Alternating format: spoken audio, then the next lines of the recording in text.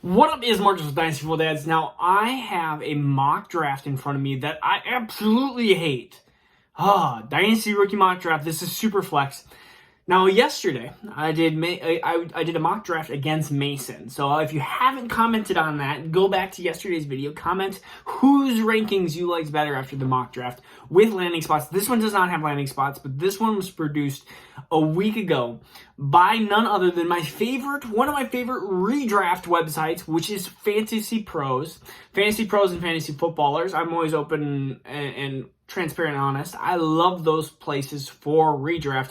For Dynasty, though, I feel like they're just trying to get into that sphere and realm, and they don't fully understand it and comprehend it yet, and they make really crazy rankings. This is the Fantasy Pros mock draft, and I have some huge issues with it.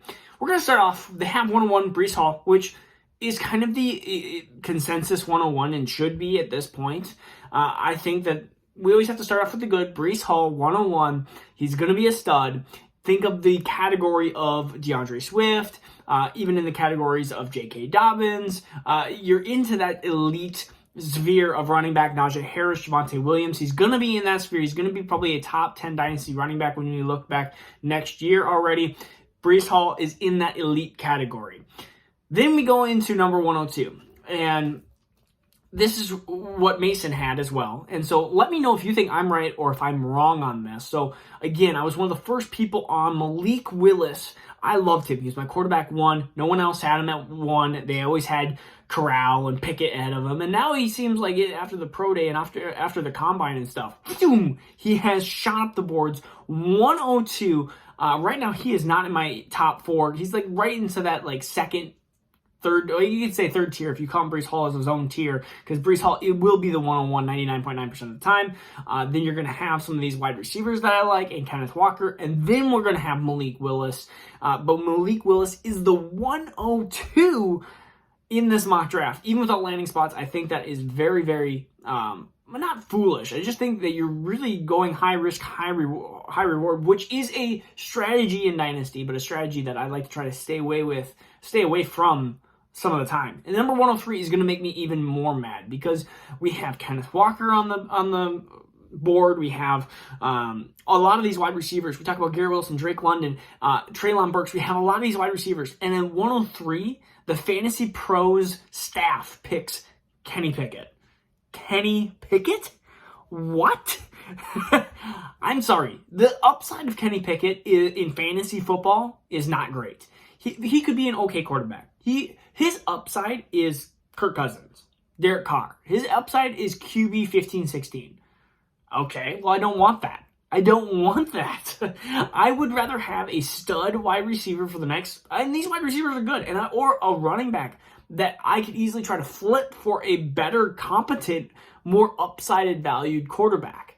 So Kenny Walker, Garrett Wilson, Treylon Burks, Garrett Wilson, all easily ahead of Kenny Pickett. In fact, Kenny Pickett, I have a hard time putting him in my top 8, top 9 for Dynasty rankings. Let me know if I'm wrong on that, but I just don't see it. This quarterback class is one of the weakest quarterback classes that I can remember. Probably in the last, because somebody said, hey, you're way too low on quarterbacks. I love quarterbacks. In fact, the last year, 2021's draft, I had 4 quarterbacks as 101, 102, 103, 104.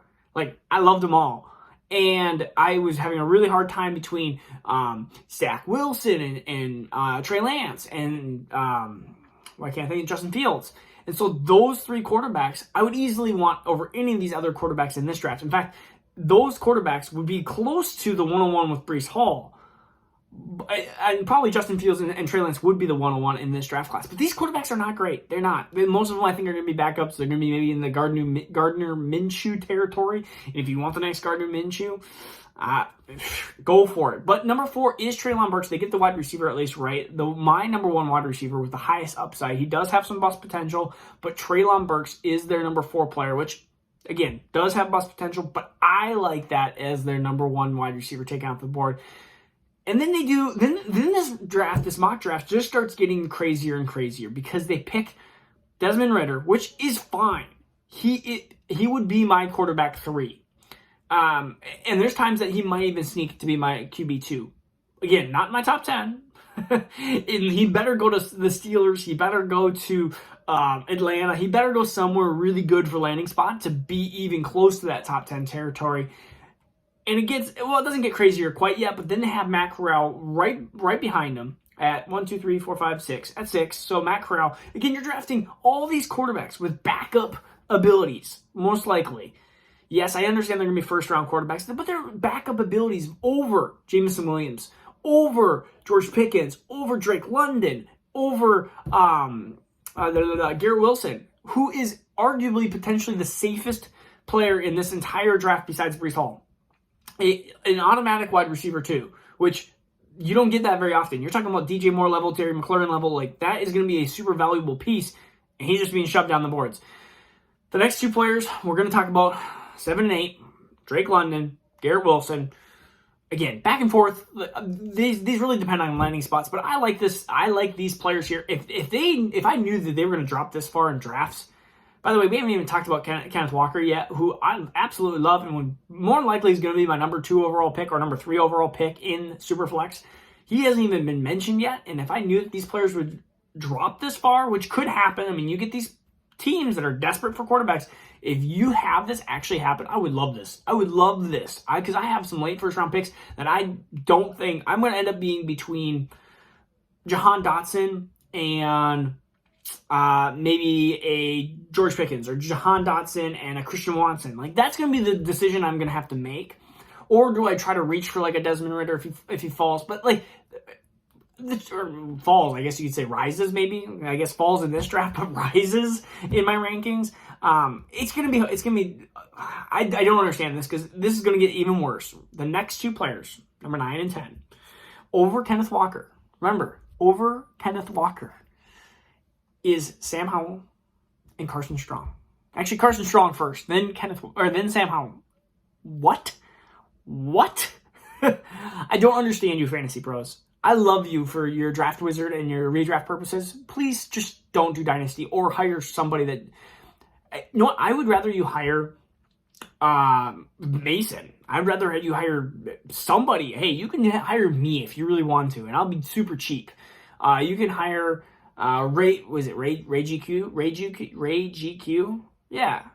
Destination Devi or whatever it is. Yeah, you can hire him. You can hire you can hire just one of the Dynasty Nerds people. You can hire the big dogs gotta eat people. You could hire somebody, but please stop with these analysts that don't understand Dynasty.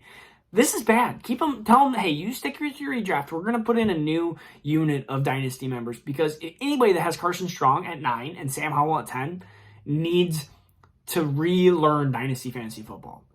And I know how harsh that sounds, but this is pathetic. This is unfortunate. And people are going to listen to this, which is great for me, because people are going to listen to, they're going to see Carson Strong, Sam Howell, even if they're ranked in the top 12, or if they're ranked 14th, 13th, something like that. I hope they listen to these types of Dynasty people, because I would love, if Kenneth Walker got dropped to 11, which he did, I would be dancing, probably in my underwear, around the draft party that I got Kenneth Walker at 11. Or, and then the person behind him, which is 12, is Kyron Williams. They draft him over Chris Olave, over Jameson Williams, over Isaiah Spiller, over George Pickens, over Jahan Dotson and Christian Watson. And that was the order of the second round. There was also James Cook in there as well. But, yeah. Oh, I don't understand this. Quarterbacks, I love quarterbacks. Quarterbacks are super important in Superflex, but this is the ultimate, like, hey, we have gone way too far.